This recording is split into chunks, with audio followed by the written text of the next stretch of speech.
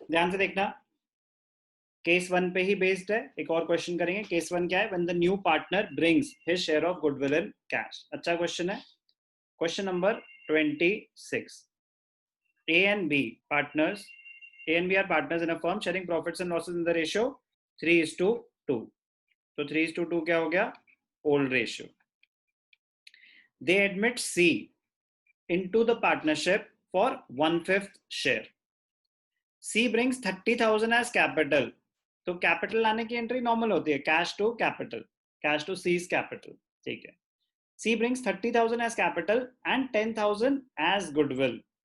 तो C brings, तो इसका मतलब वो गुडविल ला रहा है। At the time of admission of C, goodwill appeared in the balance sheet of A and B at 3,000. तो लैंग्वेज आपको बताएगी कि एग्जिस्टिंग गुडविल है कि नहीं है। Goodwill already appeared in the books, goodwill appeared in the balance sheet. Indirectly मैं आपको बता रहा हूं कि एग्जिस्टिंग गुडविल है 3,000 की। ओल्ड रेशियो 3:2 था। C is admitted for 1/5 share. The new profit sharing ratio of the partners is 5:3:2. New ratio भी गिवन है, ओल्ड रेशियो भी गिवन है, तो हमें सैक्रिफाइसिंग रेशियो निकालने में दिक्कत नहीं होनी चाहिए। लेकिन पहले सैक्रिफाइसिंग रेशियो निकलेगा, उसके बाद ही आप जर्नल एंट्रीज कर सकते हैं। ध्यान से देखना,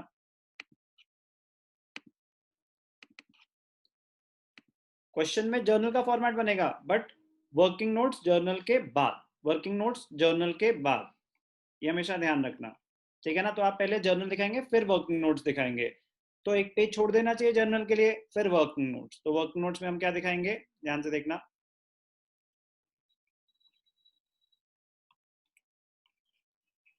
calculation of sacrificing ratio, calculation of sacrificing ratio.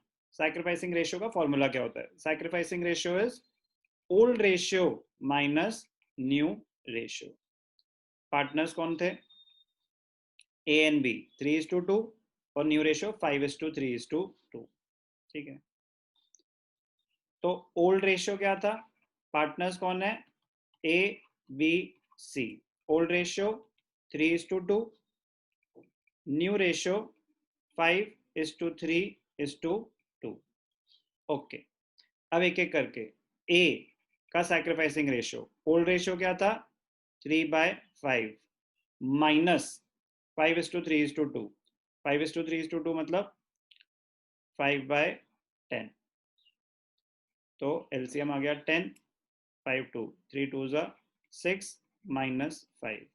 तो ए का सैक्रिफाइस 1/10, बी 2/5 माइनस 3/10, तो 4 माइनस 3, 1/10। सी तो गेन ही कर रहा है, ठीक है ना, सी तो गेन ही कर रहा है। तो सैक्रिफाइसिंग रेशियो ए और बी का क्या हो गया? 1:1। तो सैक्रिफाइसिंग रेशियो निकालना आना चाहिए। अब इतने सारे रेशियो के क्वेश्चंस कर रहे हैं, आई एज्यूम इतना तो आपको आता ही होगा। Sacrificing ratio is 1:1।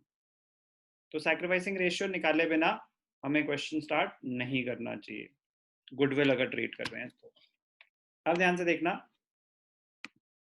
गुडविल की एंट्रीज दिखाएंगे कैसे, ध्यान से देखना। आई एज्यूम बेसिक जर्नल का फॉर्मेट तो आप बना ही लेंगे, बट फिर भी एक बार ही बना लेते हैं जल्दी से।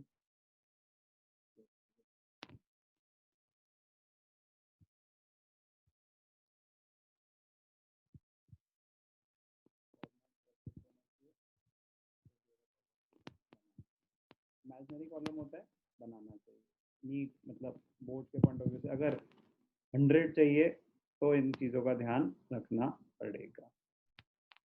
क्या बना रहे हैं हम? Journal, date, particulars, ledger folio, debit, credit, ठीक। अब ध्यान से देखना amounts. Question number 26, C brings 30,000 as capital and 10,000 as goodwill। तो कुछ मेंशन नहीं, तो वो कैश में ला रहा है, ठीक है। तो जर्नल एंट्री क्या हुई,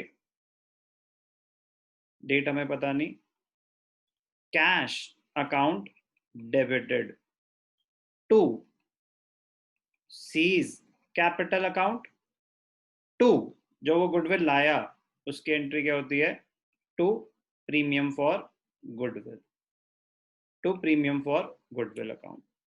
कितना वो कैपिटल आया, कैपिटल है 30,000, गुडविल है 10,000, कैपिटल 30,000 और गुडविल 10,000, तो टोटल कितना लाया वो 40,000। 40,000 वो लाया, जिसमें से जो 10,000 है वो पार्टनर्स में डिस्ट्रीब्यूट हो जाएगा, पार्टनर्स में डिस्ट्रीब्यूट होगा सैक्रिफाइसिंग रेशियो में, सैक्रिफाइसिंग रेशियो इज इक्वल, तो उसकी एंट्री क्या होगी, premium for goodwill, premium for goodwill account debited to A's capital to B's capital. 10,000 आया था, सैक्रिफाइसिंग रेशियो में 5,000 ईच डिस्ट्रीब्यूट हो गया। कैपिटल आया, गुडविल आया, उसकी एंट्री हो गई cash to C's capital to premium for goodwill, वो गुडविल सैक्रिफाइसिंग रेशियो में डिस्ट्रीब्यूट हो गई।